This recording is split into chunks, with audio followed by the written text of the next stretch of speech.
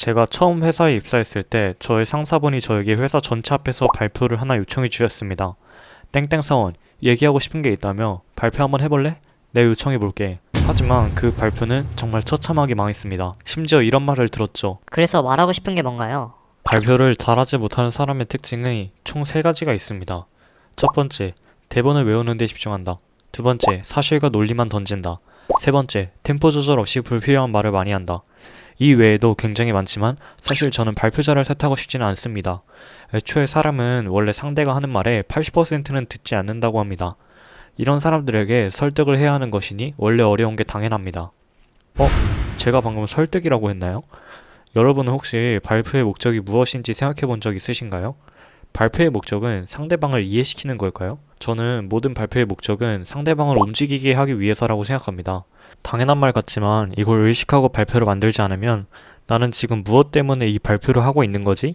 라는 생각이 한 번쯤은 꼭 듭니다. 그래서 저는 발표를 준비하기 전에 적어도 누구에게 무엇을 어떤 식으로 하게 만들기 위해 형태로 표현하고 시작합니다.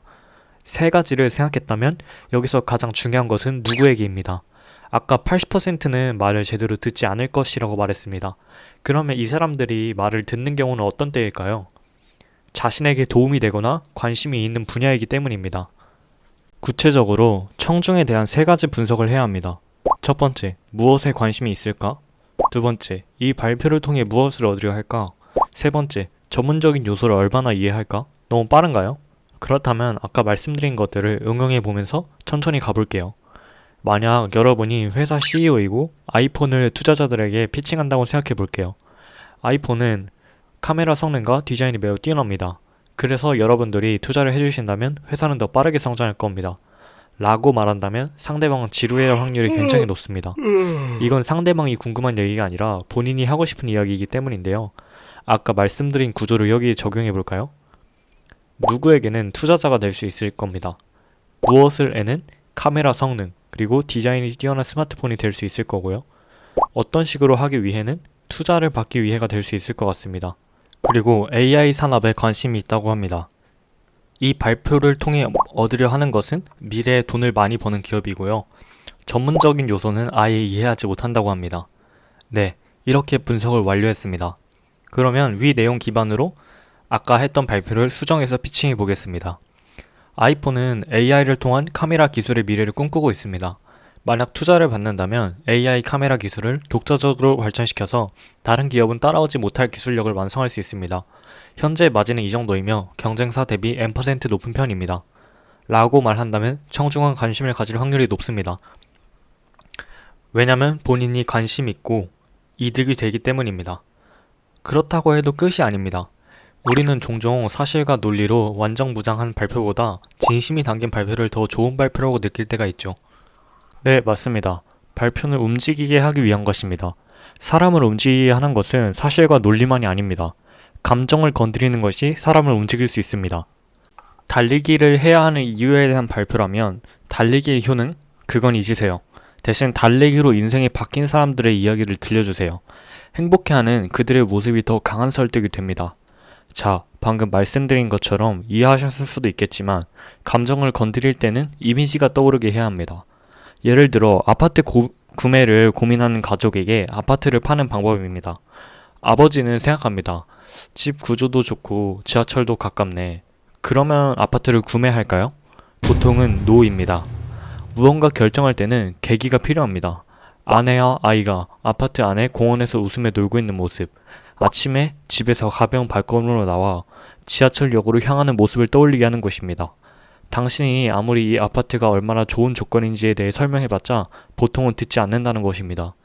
여기서 추가로 빠르게 결정하게 하도록 현재 집 계약을 고려 중인 사람이 몇 명 더 있어서 빨리 결정해야 한다고 말해줍니다. 그러면 당신이 원하는 대로 이야기가 흘러갈 확률이 높습니다. 이것 말고도 많지만 3가지 팁만 더 전달하고 이 영상을 마무리하겠습니다. 만약 이 영상이 유용했다면 좋아요와 댓글 남겨주세요. 첫 번째는 3가지 근거를 제시하는 겁니다. 보통 발표는 주장과 근거로 나뉩니다. 만약 주장과 근거를 한 가지만 낸다면 어떻게 될까요? 오늘 당신은 돈가스 집에서 밥을 먹고 싶어서 동료를 설득해야 합니다. 뭐라고 말하시겠나요? 오늘 돈가스는 어떠세요? 거기 풍경이 좋아서 생각나네요. 그런가요? 풍경은 라멘집이 더 좋지 않아요? 아, 그건 그렇죠. 그러면 라멘 먹을까요? 위 예시와 같이 근거를 한 가지만 낸다면 반박당했을 때 상대방은 라멘을 먹고 싶었던 게 의도가 아니었는데도 불구하고 자연스럽게 상대방의 의견대로 가게 될 확률이 높습니다. 그래서 저는 보통 주장을 말하고 세 가지 이유가 있다라는 표현을 많이 씁니다. 첫 번째, 돈가스가 맛있기 때문에. 두 번째, 직원이 친절하기 때문에. 세 번째, 풍경이 좋기 때문에. 라고 말했는데 모두 반박한다면 그 사람을 한 대 치고 손절하시길 바랍니다. 다음은 예를 들며라고 시작하고 구체적인 사례를 말하는 것입니다. 저희 회사는 입사하기를 추천드립니다. 총 3가지 이유가 있는데 첫 번째는 일하기 편한 직장이기 때문입니다. 예를 들어 우리 회사에서는 유연 근무 시간에 자유롭게 일하거나 원격 업무로 집에서 일할 수 있습니다. 이것과 같이 예를 들어라고 말하며 구체적으로 말하는 것이 도움이 됩니다. 주장, 근거 3가지, 각 근거에 대한 예시와 같이 구성한다면 더욱 효과적입니다. 다음은 이해하기 쉬운 말들만 쓰는 것입니다. 여러분이 누군가의 발표를 들었을 때를 떠올려 보세요. 발표자가 하는 말을 알아들을 수 없을 때 여러분 어떻게 하셨나요? 어려운 부분에 대해 이해하려고 집착했을 것입니다. 하지만 그러는 동안에도 이야기는 계속 진행되죠. 그래서 그렇구나, 그런 얘기였구나 하고 깨달은 순간에는 이미 발표는 저 멀리 앞서가고 있어서 더 알아들을 수 없게 되고 맙니다. 이렇게 되면 이미 이야기를 따라갈 가망이 없어졌으므로 에라 모르겠다 하고 집중을 하지 않습니다. 즉 타겟 청자가 이해하기 쉬운 말들만 써야 합니다. 여러분, 오늘 영상을 요약하자면 청중에 대한 이해, 간결한 발표, 감정 전달 이 3가지만 가져가시면 됩니다. 오늘 내용은 이토 요이치가 지은 1분 전달력이라는 책에서 대부분 나온 내용인데요. 정말 좋은 책이니 여러분도 한번 읽어보시길 추천드립니다. 여러분이 어떤 발표를 앞두고 계실지는 모르겠는데 발표라는 게 아무리 잘하는 사람이라도 안 듣는 사람이 굉장히 많습니다. 그래서 원래 어려운 것이라고 생각하고요. 그러면 모두 화이팅입니다. 이상 인디에커였습니다.